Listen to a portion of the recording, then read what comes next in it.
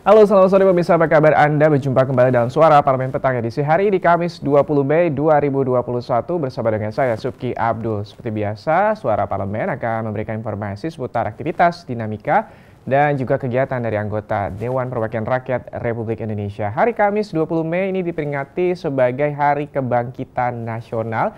Kita harapkan di Hari Kebangkitan Nasional ini nantinya sektor-sektor ekonomi yang sempat lesu terkait dengan pandemi COVID-19 ini bisa segera bangkit. Dan pastinya nanti kami akan menghadirkan apa saja menjadi headline media online dan juga topik utama nih pemirsa terkait dengan bagaimana vaksin merah putih mulai tahap uji klinik terhadap hewan. Tapi nanti di segmen akhir, sebelumnya saya akan membacakan apa saja menjadi headline media online pada hari Kamis ini.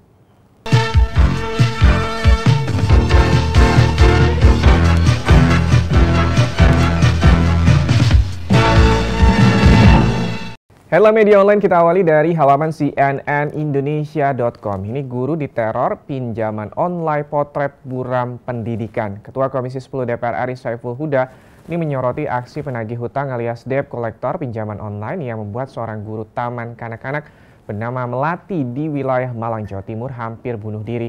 Menurutnya peristiwa tersebut memperlihatkan bahwa perhatian pemerintah terhadap dunia pendidikan khususnya soal nasib guru honorer masih minim. Lebih lanjut, Saiful Huda berharap pemerintah segera merealisasikan pengangkatan 1 juta guru honorer menjadi ASN.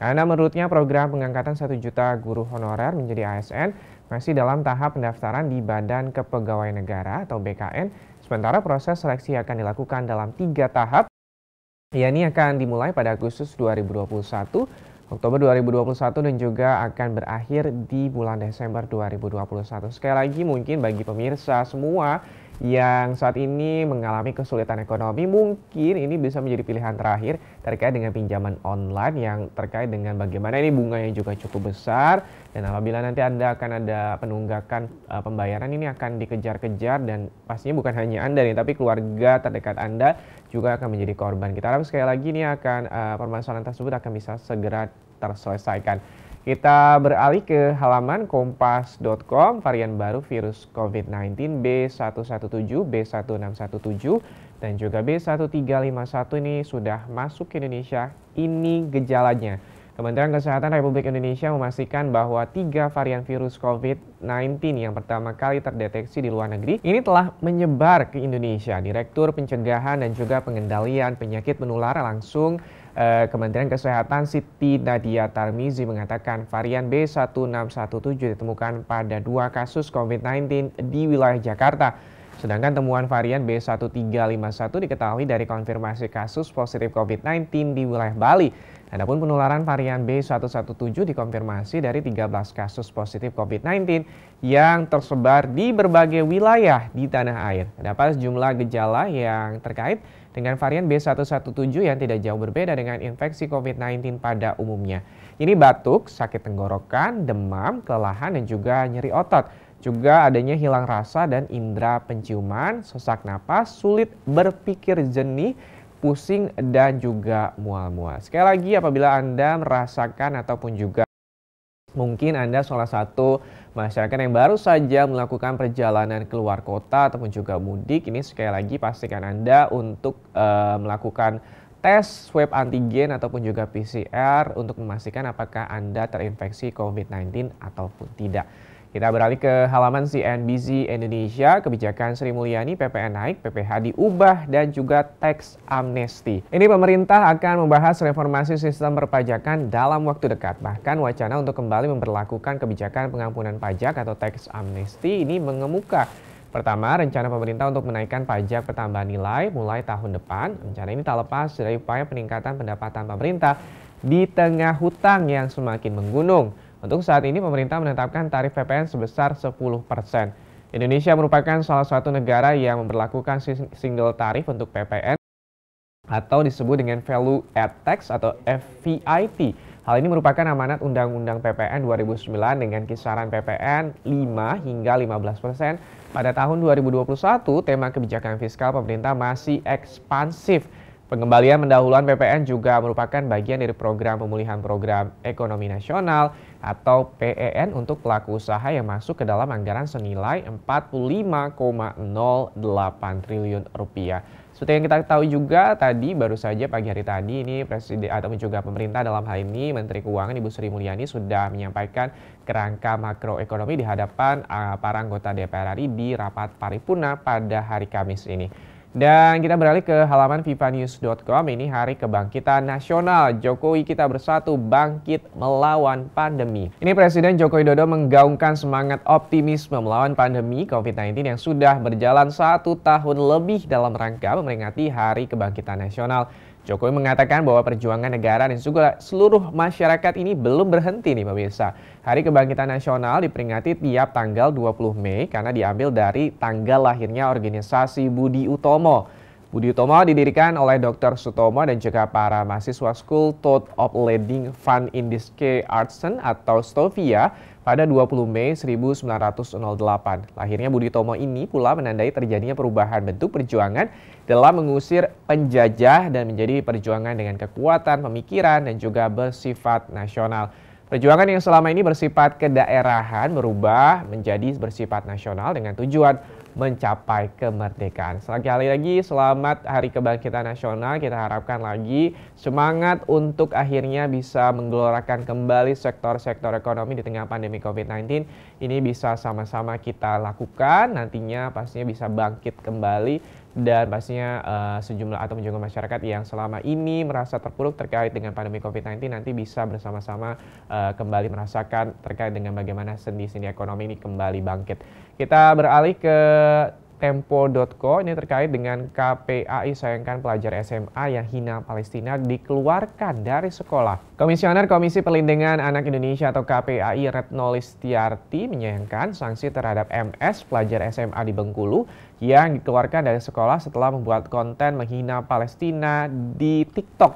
Retno mengatakan MS seharusnya diberi kesempatan memperbaiki diri dengan dikeluarkan dari sekolah. Kata Retno, MS ini akan kehilangan hak atas pendidikannya. Padahal ia sudah berada di kelas akhir dan tinggal menunggu kelulusan.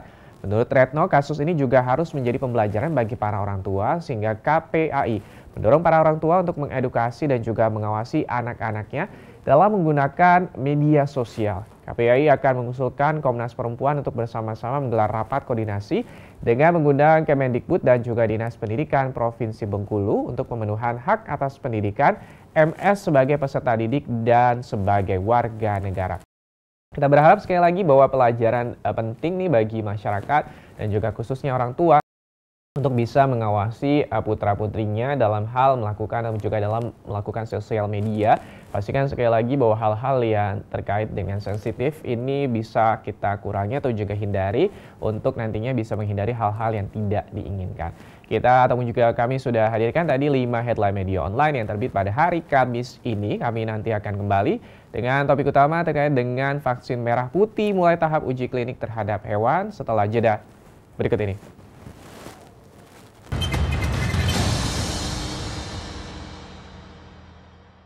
Pusat Kajian Akuntabilitas Keuangan Negara atau PKAKN, Badan Keahlian Setjen DPR RI menilai, pengkoordinasian data terpadu kesejahteraan sosial atau DTKS antar instansi di suatu daerah di masa pandemi COVID-19 cenderung sulit dilaksanakan.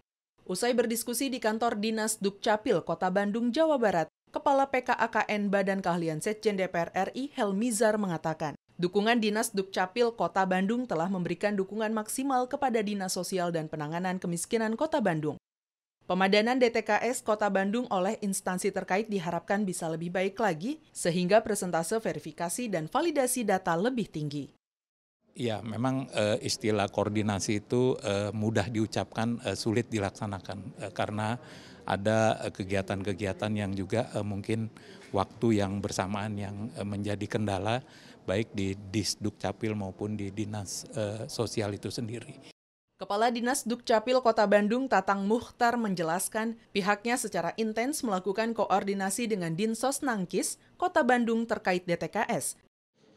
Khususnya untuk di Kota Bandung terkait dengan bagaimana akses, kemudian bagaimana kuota, termasuk yang lain-lainnya, permasalahan kesenjangan terkait dengan data antara yang tercantum di kami dengan kondisi faktual yang ada di lapangan. Selama tahun 2020, total DTKS 224.443 yang berhasil disinkronisasi Dinas Dukcapil dengan NIK yang valid mencapai 169.619 jiwa. Dari Jawa Barat, Nuki Tampu Bolon, TVR Parlemen melaporkan.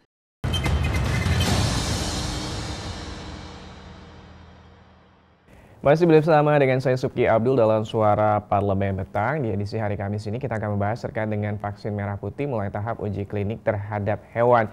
Ini mungkin ada sebagian masyarakat yang menunggu hasil karya anak bangsa, salah satunya adalah vaksin merah putih. Ini vaksin merah putih buatan Universitas Erlangga kini sudah memasuki tahap uji preklinis pada hewan sejak 9 April 2021 yang lalu. Riset tersebut melibatkan sejumlah varian corona yang di belakangan dikhawatirkan kebal pada antibodi pasca vaksinasi. Juru bicara Satgas Penanganan COVID-19 Prof. Wiku Adhisa Smito mengatakan vaksin merah putih saat ini memasuki uji praklinis pada hewan besar. Setelah uji praklinis pada hewan berhasil, maka akan dilanjutkan uji klinis pada relawan. Dan jika sudah rampung, vaksin merah putih akan digunakan untuk program vaksinasi pemerintah bersama dengan Sinovac dan juga AstraZeneca. Wiku mengungkapkan bahwa dalam upaya percepatan pengembangan vaksin merah putih telah dilakukan kolaborasi dengan lembaga riset, diantaranya lembaga pemerintah, non-kementerian, dan juga perguruan tinggi seperti LBM Eijkman, LIPI, Universitas Indonesia, Institut Teknologi Bandung, Universitas Erlangga, dan juga Universitas Gadjah Mada. Sementara itu, Wakil Rektor 1 Bidang Riset, Inovasi, dan juga Community Development Universitas Erlangga, Prof. Ninyoman Tripuspaningsi mengungkapkan progres pengembangan vaksin merah putih telah memasuki tahap pemberian dosis kedua, yaitu penyuntikan terhadap hewan kecil dan juga sedang dilakukan observasi. Ninyoman juga menjelaskan bahwa nanti ada 3 tahapan uji klinis yang harus dilewati jika uji klinis fase pertama sampai dengan ketiga dinyatakan aman dan juga efektif. Tahapan selanjutnya ini memasuki fase keempat, yaitu pengawasan pemasaran. Agar cepat diproduksi, pemerintah melalui Menko Maritim dan juga Investasi mengagendakan rapat periodik setiap bulan agar target dari produksi vaksin merah putih sesuai dengan rencana yang sudah ditetapkan. Kita harapkan sekali lagi nih dengan adanya pilihan vaksin merah putih nantinya bisa memberikan pilihan nih, ataupun juga bisa setidaknya menambah jumlah persentasi dari masyarakat di tanah air yang sudah dilakukan vaksinasi. Karena kita ketahui juga sampai sejauh ini ada sejumlah varian dari vaksin AstraZeneca yang dihentikan sementara waktu terkait dengan bagaimana ada laporan-laporan terkait dengan setelah vaksinasi ada yang meninggal dunia maupun juga terkait dengan hal-hal tersebut. Kita harapkan sekali lagi nantinya pemirsa dalam hal ini vaksin merah putih ini nantinya bisa menjadi angin segar bagi masyarakat dan juga pastinya dalam hal ini bagaimana untuk mengurangi wabah dari pandemi COVID-19. Kita akan kembali masih membahas terkait dengan vaksin merah putih, pastikan Anda tetap bersama kami.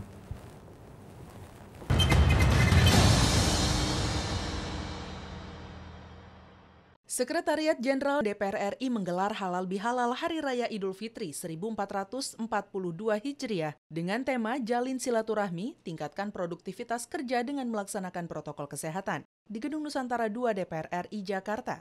Sekretaris Jenderal DPR RI Indra Iskandar mengatakan, pelaksanaan Halal Bihalal secara virtual ini diharapkan tidak mengurangi rasa khidmat, suasana Idul Fitri dan silaturahmi antar pegawai Setjen dan BK DPR RI. Kami memang melaksanakan silaturahmi halal bihalal dengan cara virtual. Tahun ini kita dengan hybrid ya, para pejabat eselon 1, eselon 2 hadir secara fisik, kemudian teman-teman tadi hampir 1.000 orang yang hadir melalui virtual. Saya kira ini adalah situasi yang harus kita lewati bersama. Untuk itu saya juga mengingatkan teman-teman semua untuk benar-benar menjaga protokol kesehatan secara sungguh-sungguh ya. Karena ini tentu pandemik ini masih ada di tengah-tengah kita dan belum berlalu. Indra Iskandar menyampaikan momen Idul Fitri ini dapat dijadikan momentum untuk meningkatkan produktivitas kerja Sekretariat Jenderal dan BK DPR RI sebagai sistem pendukung Dewan Perwakilan Rakyat dalam menjalankan tugas dan wewenangnya. Pengaturan-pengaturan tetap kita lakukan sekarang ini kan dengan standar WFH dan WFO yang sudah diatur, tapi kan produktivitas pekerja ini tidak boleh turun karena Dewan ini kan punya target yang sudah ditentukan, sehingga sebagai satu sistem pendukung Dewan, Sekretariat Jenderal, kita harus bisa memberikan dukungan yang terbaik dan semaksimal mungkin. Indah dan Kristio, TVR Parlemen, melaporkan.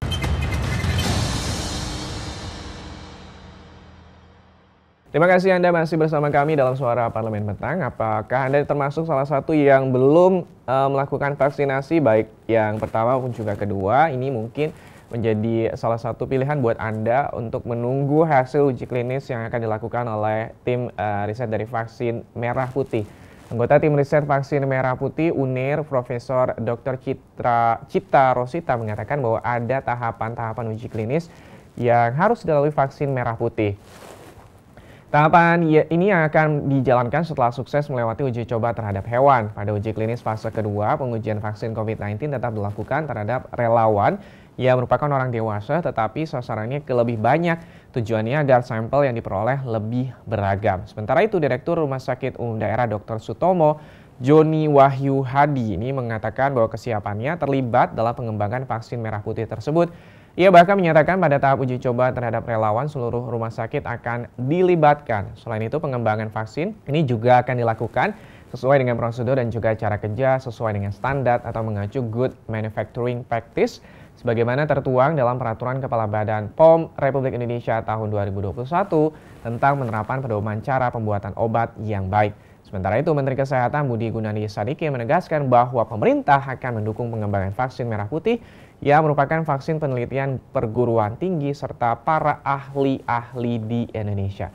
Kita tunggu hasil uji klinis terhadap hewan dan juga uji klinis terhadap fase 1, 2, 3 dan juga nantinya akan diuji klinis ataupun juga ini kepada orang dewasa. Nantinya kita akan tunggu juga bagaimana proses produksinya dan juga distribusinya kepada seluruh masyarakat di tanah air. Setidaknya kita berharap tahun ini seluruh masyarakat yang rencananya akan dilakukan vaksinasi bisa segera ataupun juga sesuai dengan rencana yang sudah ditetapkan oleh Kementerian Kesehatan Republik Indonesia.